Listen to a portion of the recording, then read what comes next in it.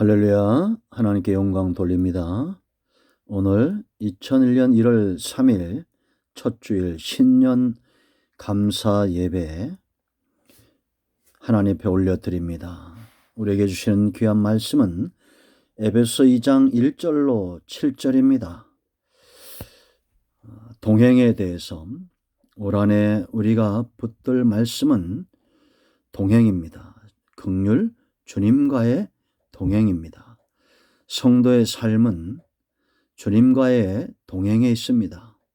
하나님의 영 성령께서 우리 안에 거하시고 우리를 이끌어 가시는 성화와 영화의 단계로 나아가는 그러한 성도의 삶이 복이 있습니다.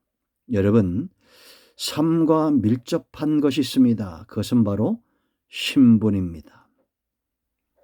신분에 따라서 그 삶의 능력과 부유함들이 나타나는 것입니다. 우리가 구원받았다는 것은 신분의 변화를 이야기합니다.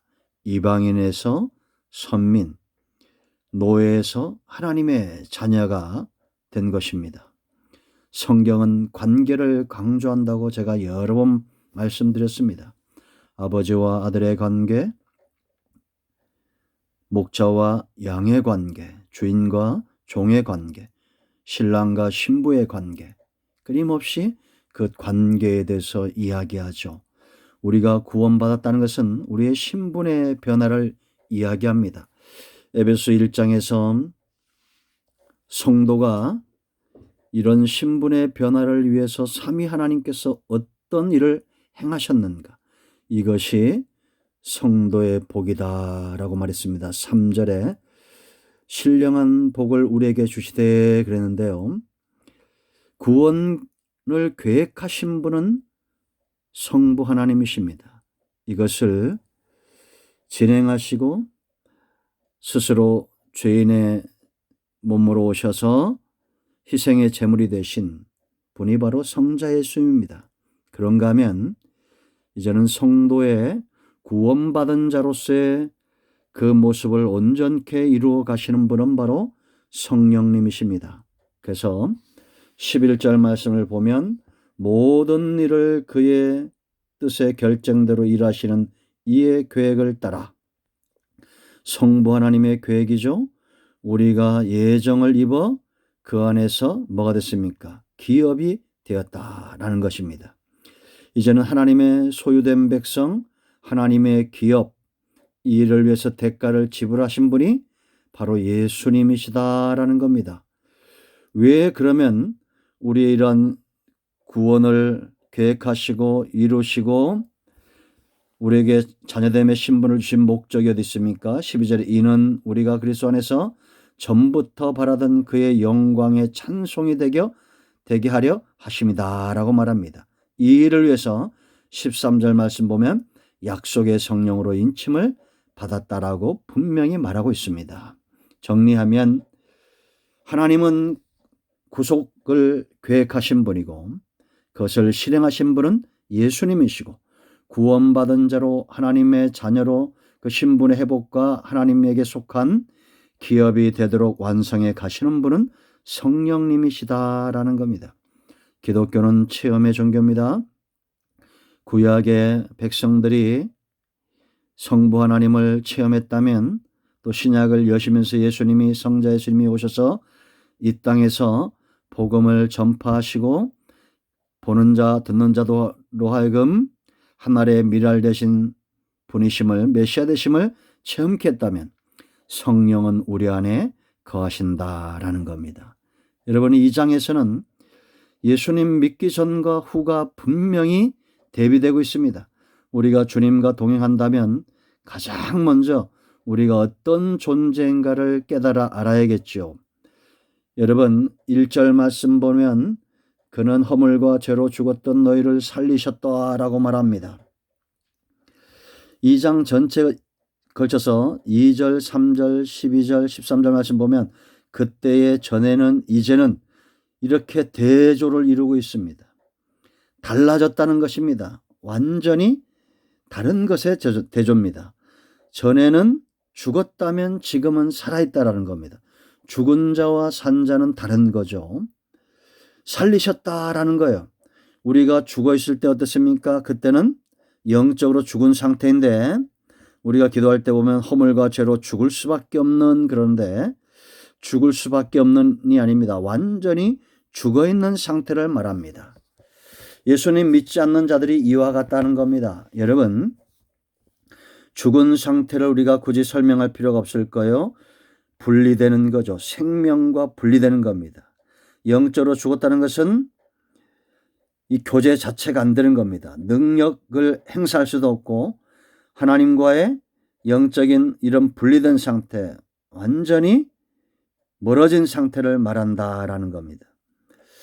우리가 사회를 구성하고 가정을 이루고 하는 것도 전부 산자들끼리, 소통이 되는 자들끼리의 만남이잖아요. 그런데 우리가 영적으로 죽으면 성령이 우리 안에 거하지 않고 하나님의 계획하심 가운데에서 우리가 멀어지면 하나님과 교제가 단절되는 겁니다. 하나님의 통치가 미치지 못하는 거예요. 하나님과 깊은 사귐이 없는 것입니다. 이게 바로 분리된 상태죠. 이 범죄자들의 특성이죠. 이 나라의 통치를 외면합니다. 여러분, 사람과 또 사람 사이에도 분리가 일어나요. 영적인 사람과 그러지 못한 사람들과의 분리, 이방인과 선민과의 분리입니다. 우리가 교회 안에 있느냐 교회 밖에 있느냐보다 더 중요한 것은 뭐냐면 내가 하나님의 자녀로 하나님을 아버지로 만나는지, 양으로서 목자를 만나는지, 종으로서 주인을 만나는 이 관계가 중요하다라는 겁니다.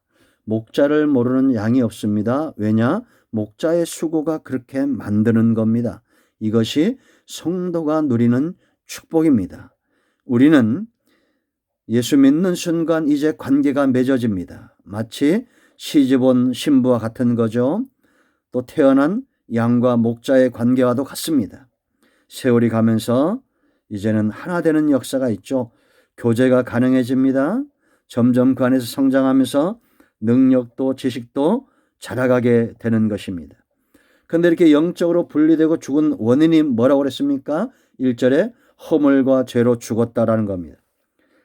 허물과 죄의 문제를 극복하지 못하면 죽을 수밖에 없다는 거죠. 허물은 헬라어로 파라푸토마, 정로에서 떨어지다라는 겁니다. 사람들은 정로를 가기 원할 겁니다. 바른 길을 가기 원할 거예요. 그러나 보지 못하면 어떻게 가겠습니까? 듣지 못하면 우리가 어떻게 바른 길을 찾겠냐라는 겁니다. 그래서 우리가 예수를 믿는 것은 눈이 떠지는 것이고 믿지 않는 것은 소경된 상태와 같다라는 겁니다. 보지 못하면서 예수님 당시에 바리새인들의 문제는 뭐냐면 소경된 인도자, 고집스럽게 자기 길을 간다라는 겁니다. 우리의 눈과 귀가 열려지기를 축복합니다. 죄는 헬라어로 하마르티아, 관역에서 벗어났다는 겁니다. 하나님께서 그 선하신 뜻을 두시고 마치 화살을 쏘듯이 하나님의 선하신 뜻대로 우리를 이끌어가지만 하나님이 원하시는 목표에서 벗어나는 것, 이것이 죄다라는 겁니다. 이런 죽은 자들의 삶에 대해서 2절과 3절에 말합니다. 자, 2절 말씀 보세요. 그때 언제입니까? 허물과 죄로 죽었던 때입니다. 너희는 그 가운데서 행하여 이 세상 풍조를 따르고 공중 권세 잡은 자를 따랐으니 곧 지금 불순종의 아들들 가운데 역사는 영이라라고 말합니다. 세상 풍속을 따른다라는 겁니다. 눈에 보기에 좋은 세상 문화, 세상적인 삶, 이러한 것들을 하나님을 믿는 것보다 더 즐거워한다. 노아의 때와 같고 아브라함의 조카 롯의 처, 그의 딸들, 그의 사이들과 같은 거죠. 눈에 보기에 좋은 대로 육신적인 아름다움을 쫓아 산다라는 겁니다. 영적인 원리들을 쫓아 살지 않고 육적인 눈을 쫓아 산다라는 거죠. 그런가 하면 공중권세 잡은 자, 사탄을 따른다. 이것은 사단이 좋아하는 것들을 따른다라는 겁니다. 사단이 누구에게 역사합니까? 불순종하는 아들들 가운데 역사는 영이라고 그랬어요. 순종하는 자들을 사단은 이길 수가 없습니다. 불순종할 때 사탄은 꼭 바퀴벌레와 같다고 그랬죠. 우리 속에 불신과 불순종과 하나님을 향한 온전한 순전한 마음들이 사라질 때 사단이 역사하는 거예요. 그런가 하면 3절 말씀을 보면 육체가 원하는 대로 육체의 욕심을 따라 지냈다라고 말합니다. 전에 바울도 예수님을 만나기 전에는 육체의 욕심을 따라 살았다라는 거예요. 그가 하나님을 향한 열심이 있었지만 잘못된 열심이 있었죠. 왜냐? 성령 충만한 거듭남의 삶을 체험하지 못했기 때문이다라는 겁니다. 그런데 이런 자들이 변화된 겁니다. 대조된 거예요. 4절 말씀 보면 긍휼이 풍성하신 하나님이 우리를 사랑하신 그 큰 사랑을 인하여 죄와 허물에서 살아난 이유를 말하는 겁니다.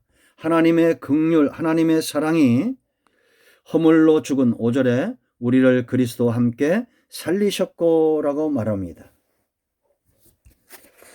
살아나는 이유가 뭡니까? 하나님의 사랑이다라는 겁니다. 종로에서 벗어나고 관역에서 벗어났던 이 사람들을 하나님의 긍휼, 이것은 아가페, 조건 없는 사랑을 말한다라는 것입니다. 이 사랑의 대가 지불이 있죠. 누가 죽으신 겁니까? 대신 바로 예수님께서 우리를 위해서 대신 죽으시고 5절에 우리를 그리스도와 함께 살리셨다. 주님이 죄와 사망의 모든 문제를 해결하셨기 때문에 이제는 우리도 사는 새 생명 가운데 거하는 삶의 축복을 누리게 되었다라는 것입니다. 말할 수 없는 빛을 진 존재다라는 거죠. 그런가 하면 주님과 함께 이르셨다. 이것은 부활을 이야기하겠죠. 장차 죽은 우리의 육신이 부활할 뿐만 아니라 성도의 삶에는 또 다른 부활이 있다고 그랬습니다. 그는 삶의 부활입니다. 생명력 있는 삶을 이야기합니다. 성도는 이 땅에 살아가면서 로마서 5장 17절도 생명 안에서 왕노릇하는 삶의 축복이 열려지는데 6절 말씀 보면 또 함께 일으키사 그리스도 예수 안에서 함께 하늘에 앉히시니 그랬습니다. 예수님이 부활하시고 승천하신 후에 보좌를 회복했죠. 통치권을 회복한 겁니다. 지금도 예수님은 하늘 보좌 우편에서 우리를 위해서 간구하실 뿐만 아니라 로마서 8장 34절 우리 또한 보좌를 회복했다는 것은 아담이 죄로 인하여 빼앗긴 그런 통치권들을 회복하게 되었다라는 겁니다. 이렇게 하신 이유가 뭡니까? 7절에 이는 이유를 말합니다. 그리스도 예수 안에서 우리에게 자비하심으로써 그 은혜의 지극히 풍성함을 오는 여러 세대에 나타내려 하심이라라고 말합니다. 아멘. 은혜는 값없이 주어지는 겁니다. 9절인 대로 행위에서 난 것이 아니라는 거예요. 믿음은 선물로 주어지는 것이고 은혜는 선물로 주는 것이죠. 이렇게 우리가 값없이 구원을 받고 값없이 은혜를 받고 값없이 믿음에 섰다면 이제는 여러 세대 가운데 하나님의 은혜의 지극히 풍성한 것들을 나타내는 은혜의 통로, 축복의 통로가 되어야 된다라는 겁니다. 성도가 예수님과 동행한다는 것은 단지 나만 누리는 데서 끝나는 것이 아니다라는 겁니다. 올 한 해 우리가 하나님께로부터 은혜를 받고 주님과 동행함으로 하나님의 은혜를 온 땅으로 알게 하는 은혜와 축복의 통로가 되기를, 말씀의 통로가 되기를 예수님의 이름으로 축원드립니다. 아멘.